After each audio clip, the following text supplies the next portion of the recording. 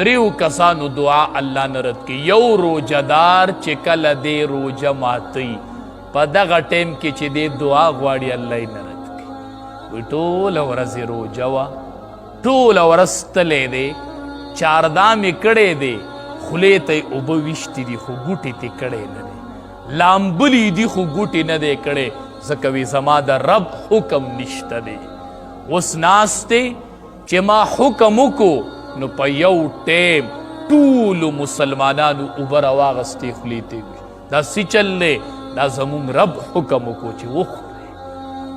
په دغه ټیم به الله اجر نه ورکوي چې ګرځېدلی دی، اوبه وې، ډوډۍ شته، چای شته او دی نه لاس کوي.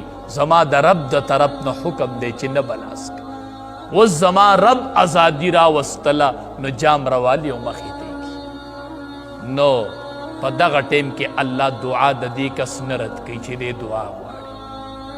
دویم حدیث مبارک کې راځي نو ښه خبره دا ده چې د روژه ماتي په ټیم کې ګورئ ځان له دعاګانې غواړئ، دعاګانې غواړئ.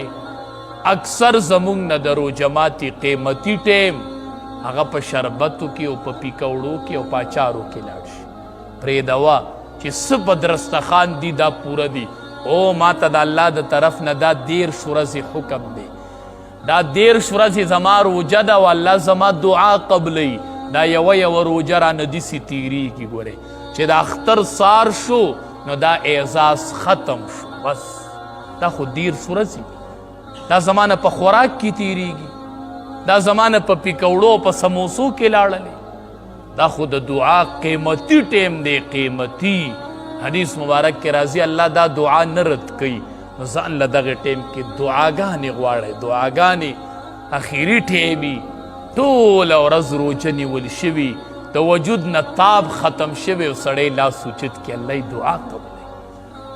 نو دا ټیم مه ضایع کوئ، زنانه و نارینه و ټولو.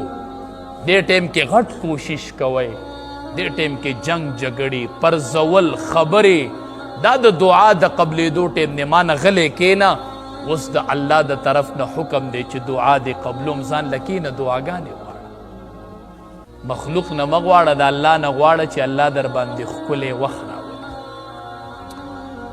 دویم چې دی امام العادل والامام العادل چې د قوم بادشاه وي هغه انصافدار، چې د قوم بادشاه وي او د انصاف خاوني دی چې څه ټیم هم دعا غواړي الله یې دعا نه رد کوي. چې بادشاهي انصاف والی د ده دعا الله نه رد کوي. خو انصاف ګران کار دی. د بادشاه نه او د مشر نه به الله قیامت کې یو تپوس کوي. ته به وایې دا خو اسانه شوله، د هغه نه یو تپوس دی او موږ نه تپوسونه ډېر دي.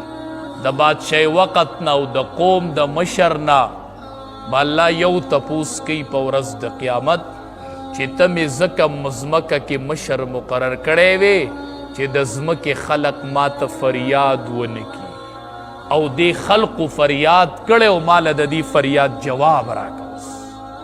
ولې دې خلقو ستا نه فریاد کو؟ ته ما دې دپاره بادشاه مقرر کړی وې چې ما ته د قوم فریاد راورسي. حدیث مبارک کې راځي چې کم سړی د قوم مشر شي، مشرۍ ته مه خوشحالیږئ، مونږ هر سړی مشرۍ ته خوشحالیږو. حدیث مبارک کې راځي چې کم سړی د قوم مشر شو، د قوم حقوق د ده سره وتړل شو، په ده پسې یو کس راغی، د دی ورسره حاجت تړلی دی، مثال د ده ورسره څه کار دی او دی کور و دی وله راونوتو، پرده یې ترې وکړه چې یاره زه نه یم فارغ. وی صیب نشته کور، اطلاع راشي فقیر به وره راغلی دنده به ناستې، وی نشتې، ابه واپس لاړ شي او دنده ناستې.